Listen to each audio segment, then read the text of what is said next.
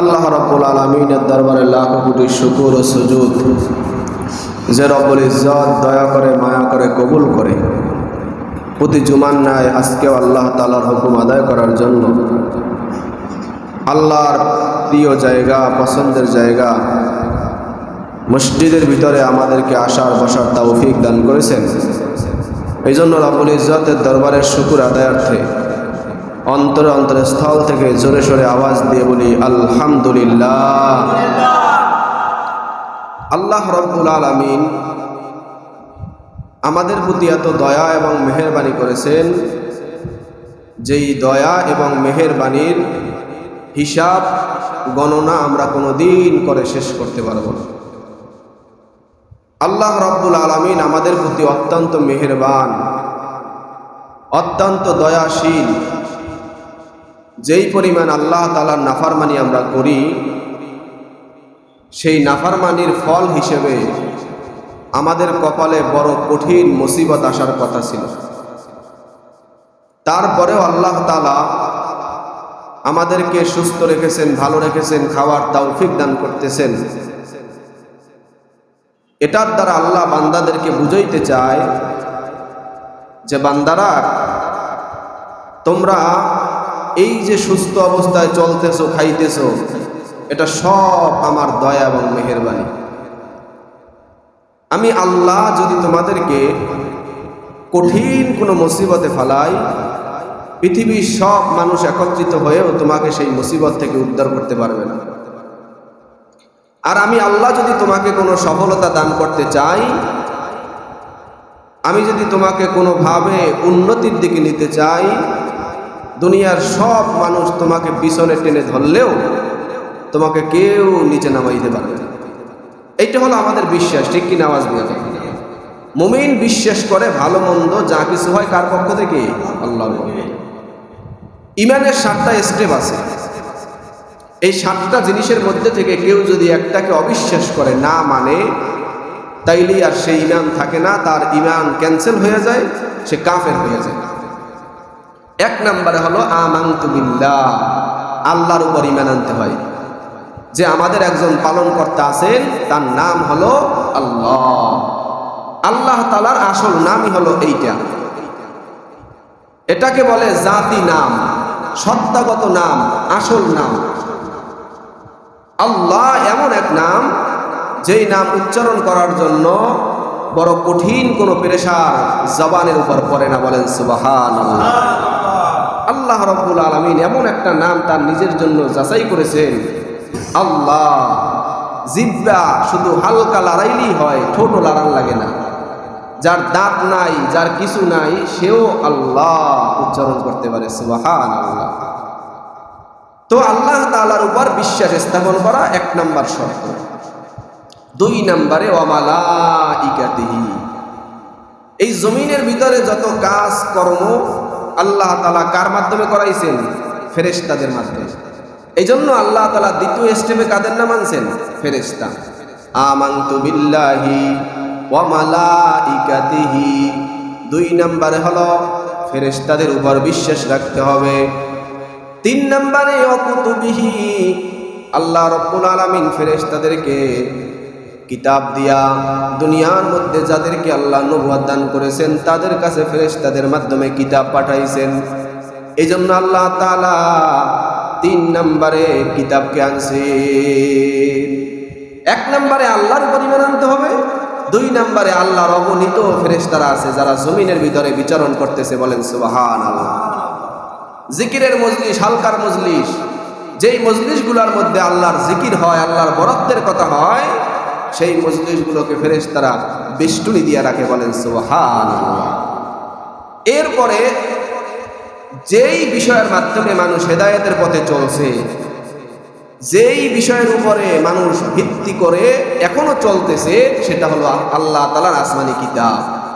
এখন জমিনের ভিতরে নবী রাসূলরা নাই, আল্লাহ তাআলার পক্ষ থেকে কোনো ওহীও আসে না। উলামায়ে কেরাম, হক্কানি আলেমরা কোরআনকে সামনে রাখিয়া কোরআনের ভিতরে যা আছে তদনুযায়ী জীবন চালায়। ঠিক কিনা? আওয়াজ দিয়া বল। তাও কিতাবের উপরে আল্লাহ তাআলা যত কিতাব জমিনের ভিতরে নাজিল করেছেন, সব কিতাবের উপর বিশ্বাস রাখা ঈমানদারদের এটা ইমানি দায়িত্ব, ঠিক কিনা? আওয়াজ দিয়ে এখন যদি কোনো ব্যক্তি আল্লাহর কোনো কিতাবকে বলে আমি এই কিতাব মানি না, তাওরাতকে আমি মানি না, তার ঈমান চলে যাবে। যদি কেউ বলে আমি জাবুরকে মানি না, তার ঈমান চলে যাবে। যদি কেউ বলে আমি ইনজিলকে মানি না, তাহলে তারও ঈমান চলে যাবে। আর কোরআনের কথা তো বর্তমানে আমাদের জন্য কোরআনের কথাও যদি কেউ বলে আমি কোরআনের কোনো বিধানকে মানি না, কোরআনের কোনো আইনকে মানি না, তারও ঈমান থাকবে না। এই বিশ্বাস রাখা একটা জিনিস, আর আমল করা আর একটা জিনিস। আল্লাহর পক্ষ থেকে যত কিতাব আসছে সব কিতাব কি সত্য? বলেন, সব কিতাব কি সত্য? কিন্তু তাওরাতের কথা এখন মানার সুযোগ নাই, জাবুরের কথা এখন মানার সুযোগ নাই, ইনজিলের কথা এখন মানার সুযোগ নাই। এখন মানতে হবে কোরআনুল কারীম, আল্লাহ তাআলার সম্মানিত সর্বশেষ যেই কিতাব, সেটার নাম হলো কোরআন। এই কোরআনের উপরেই এখন থেকে যারা কিয়ামত পর্যন্ত উম্মত আসবেন, তাদের সবার এই কোরআনের উপরেই বিশ্বাস রাখতে হবে, ঠিক কিনা? আওয়াজ দিয়ে। তাইলে তাওরাত, জাবুর, ইনজিল এগুলোর বিধান মানার প্রয়োজন এখন নাই, মানা যাবেও না, কিন্তু বিশ্বাস রাখতে হবে এটা কার কিতাব? আল্লাহর কিতাব। আর আইন মানতে হবে, নিয়ম কানুন মানতে হবে কোরআনুল কারীমের। কোরআনের ভিতরে যেরকম বলছেন, আল্লাহ তাআলা যেই নির্দেশনা দিয়েছেন, সেই নির্দেশ অনুযায়ী জীবন চালাতে হবে। তাইলে তিনটা জিনিস শেষ হয়েছে। 1 নম্বরে আল্লাহর উপর ঈমান আনতে হবে, 2 নম্বরে ফেরেশতাগণের উপর ঈমান আনতে হবে, 3 নম্বরে আসমানি কিতাব যতখানা আছে সব কিতাবের উপর ঈমান আনতে হবে। বলেন, আসমানি কিতাব কয়খানা? 104 খানা। বলেন কত? 104 খানা। ছোট কিতাব হলো 100 খানা, আর বড় কিতাব হলো 4 খানা। এই 104 খানা কিতাবের উপর আমরা সবাই বিশ্বাস রাখি, ঠিক কিনা? আওয়াজ দিয়ে। আমরা তাওরাত দেখি নাই, ইনজিল দেখি নাই, জাবুর দেখি নাই, কিন্তু তারপর আমরা বিশ্বাস রাখি। কোরআন হাদিসের মাধ্যমে আমরা জানছি হযরতে ঈসা আলাইহিস সালাতু ওয়াস সালামের উপর কিতাব নাজিল হয়েছে, হযরত মুসা আলাইহিস সালামের উপর কিতাব নাজিল হয়েছে, হযরতে দাউদ আলাইহিস সালাতু ওয়াস সালামের উপর কিতাব নাজিল হয়েছে। তাদের থেকে শুরু করে হযরতে আদম থেকে শুরু করে মুহাম্মাদুর রাসূলুল্লাহ পর্যন্ত যত নবী রাসূলরা জমিনের ভিতরে আসছেন, যাদের উপরে যত কিতাব নাজিল হয়েছে, আমরা বিনা দ্বিধায় কোনো কথা ছাড়া সব কিতাবের উপর বিশ্বাস রাখি, ঠিক কিনা? আওয়াজ দিয়ে। কোনো সন্দেহ নাই, যত নবীদের উপর কিতাব নাজিল হয়েছে আমরা সব মানি।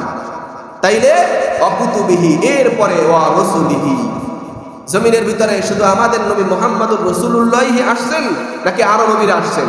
বলেন, আরো অনেক নবী আসছেন।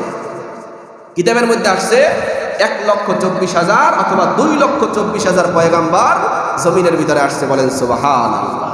এই সব নবীদের উপর আমরা বিশ্বাস রাখি। তারা সবাই সত্য নবী ছিলেন। তারা আল্লাহর দ্বীনের দাওয়াত মানুষের মাঝে প্রচার করার জন্য আল্লাহর পক্ষ থেকে মনোনীত ছিলেন, ঠিক কিনা? আওয়াজ দিয়ে একবার।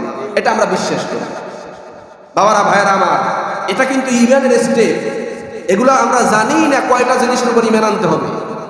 আমরা অনেক বিষয় আছে যেগুলো আমাদের অজানা, এই বিষয়গুলোর উপর ঈমান আনা অত্যন্ত জরুরি। তাইলে ওয়া রাসূলিহি, অকুতুবিহি ওয়া রাসূলিহি, এরপরে ওয়াল ইয়াউমিল আখিরি, দুনিয়ার জমানার ভিতরে চলার ফেরার পরে প্রথম যেই ঘাটি কবরের পরে আখিরাতের জগৎ, কবর থেকেই আখিরাতের জগৎ শুরু হয়ে যায়। তো মৃত্যুর পরে আমাদের একটা জীবন আছে, সেই জীবনের নাম হলো আখিরাতের জীবন, ঠিক কিনা? এই আখিরাতের উপর আমরা বিশ্বাস রাখি। ওয়াল ইয়াউমিল আখিরি ওয়াল কদরি খায়রিহি ওয়া শাররিহি মিনাল্লাহি তাআলা। এরপরে ওয়াল কদরি খায়রিহি, ভালো মন্দ যা কিছু হয় কার পক্ষ থেকে হয়? কথা কয় না, আল্লাহর পক্ষ থেকে। কদরি খায়রিহি, তাকদিরে যা কিছু আছে, ভালো হোক মন্দ হোক, কার পক্ষ থেকে? আল্লাহর পক্ষ থেকে। এর মানে এটা বলা যাবে না যে ভালোটা আল্লাহ সৃষ্টি করছেন, খারাপটা শয়তান সৃষ্টি করছেন। বলেন নাউযুবিল্লাহ। এই জমিনের ভিতরে একটা সামান্য পরিমাণে পোকাও সৃষ্টি করার কারো শক্তি নাই। সব সৃষ্টি করছে কে? আল্লাহ। ভালো মন্দ সব আল্লাহ রাব্বুল আলামিন সৃষ্টি করেছে। কিন্তু আল্লাহ তাআলা চুরি, ডাকাতি, ছিনতাই, রাহাজানি, বাটপারি, সিটারি, এগুলোকে আল্লাহ তাআলা বানাইয়া মানুষদেরকে ডাইরেক্ট ইঙ্গিত দিয়ে দিছেন, বলে দিছেন মিথ্যা বলা হারাম, গীবত বলা হারাম, চুরি করা হারাম, মানুষকে অন্যায়ভাবে হত্যা করা হারাম। এগুলো যে করবে তার জন্য চিরস্থায়ী জাহান্নাম, ওই জাহান্নামের শাস্তি কেউ সহ্য করতে পারবা না। সাবধান, আমি তোমাদেরকে জমিনের ভিতরে পাঠাইছি পরীক্ষার জন্য, আর পরীক্ষার কয়েকটা স্টেপ রেখে দিলাম। সেটা হলো চুরি, ছিনতাই, খুন, মার্ডার, জেনা, ব্যভিচার, এগুলো আমি আল্লাহ সৃষ্টি করছি তোমাদের পরীক্ষার জন্য। ঠিক কিনা আওয়াজ দিয়ে বলেন। আল্লাহ রাব্বুল আলামিন এগুলো বানাইয়া একদিকে ভালো আর একদিকে মন্দ। সন্তান বিবাহ ছাড়াও জন্ম দেওয়া যায়, ওই সন্তানটাকে বলা হয় জারজ সন্তান। ঠিক কিনা? আর যেটা বিবাহের মাধ্যমে আল্লাহর হুকুম অনুযায়ী যেই সন্তান জন্মগ্রহণ করে, সেই সন্তানটিকে বলা হয় এটা নেককার, দিনদার, পরহেজগার, ভালো পৈতৃক সূত্র আছে, পিতার পরিচয় আছে, এই সন্তান সবার কাছে সম্মানিত হয়ে যায়। ঠিক কিনা আওয়াজ দিয়ে। আল্লাহ রাব্বুল আলামিন এখন যদি কেউ বলে খারাপ জিনিস শয়তান সৃষ্টি করেছে, তাইলে যারা জেনার মাধ্যমে পেটে বাচ্চা আসে তাহলে সেটাও হয়তো শয়তান দিয়েছে, আপনারা যদি এরকম বলেন, নাউযুবিল্লাহি মিন যালিক। সব কিছুর মালিক কে? আল্লাহ।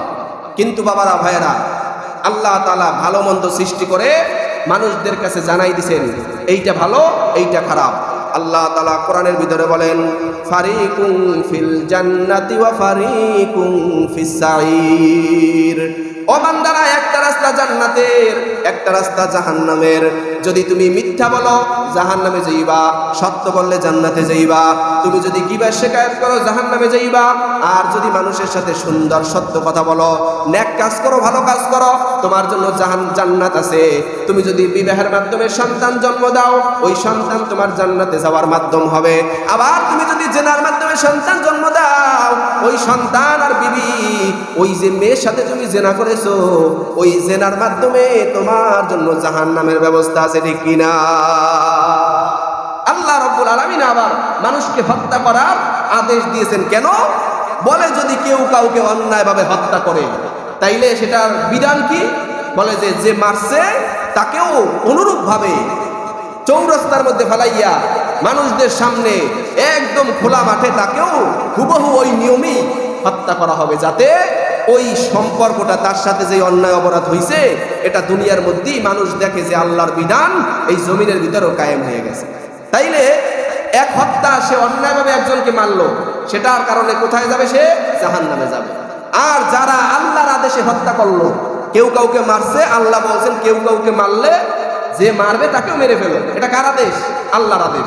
যদি কেউ এই বিধান পালন করে, তাহলে সে হাজার কোটি গুণ সওয়াবের অধিকারী হয়ে যাবে। ঠিক কিনা আওয়াজ দিয়ে? কথা কি বুঝাইতে পারছি? আমার শরীয়তের যে বিধানগুলো আছে, চুরি করা অনেক বড় অপরাধ। চুরি করার শাস্তি কি?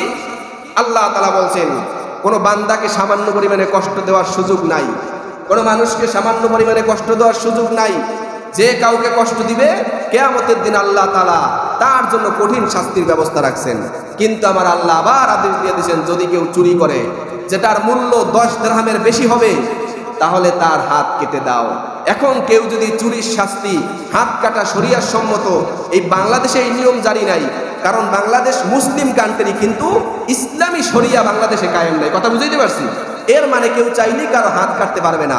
এই হাত কাটার বিধান একমাত্র কার? যে কাজীউল কুজাত থাকবে, আমিরুল মুমিনিন থাকবেন, যিনি পুরা মুসলিম উম্মার শাসনকর্তা থাকবেন, শাসক থাকবেন, তিনি এই দায়িত্ব পাবেন। যেহেতু বাংলাদেশে এটা নাই, কিন্তু আপনাদের বোঝানোর জন্য আমি বলতেছি, ভালো মন্দ কে সৃষ্টি করছেন? আরো জোরে কন। আমি এইটা বোঝানোর জন্য এত আলোচনা করলাম যে আল্লাহর হুকুমে হত্যা করলে সওয়াব, আল্লাহর হুকুম ছাড়া অন্যায়ভাবে কাউকে হত্যা করলে জাহান্নাম।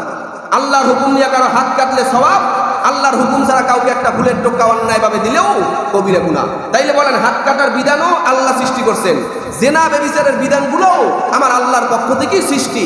কিন্তু আল্লাহ ডাইরেক্ট বলে দিয়েছেন, বান্দারা, বিবাহ ছাড়া কোনো মেয়ের সাথে তোমার সম্পর্ক হতে পারে না। যদি করো সেটা জেনার অন্তর্ভুক্ত হবে, আর যে জেনা করবে তার জন্য জমিনেও শাস্তি আছে, আখিরাতেও শাস্তি আছে। সুতরাং সব কথার এক কথা হলো, ভালো মন্দ সৃষ্টি করার মালিক কে? আরো জোরে কন। এইটাই আমি বুঝাইতে চাইলাম, খায়রিহি ওয়া শাররিহি মিনাল্লাহি তাআলা ওয়াল বাসি বাদাল মাউত। আল্লাহ রাব্বুল আলামিনের উপর ঈমানের সবচাইতে সর্বশেষ যে বিষয়, সেটা হলো মুমিন বান্দারা এই বিশ্বাস রাখে মৃত্যুর পর আবার পুনরায় জীবিত হতে হবে।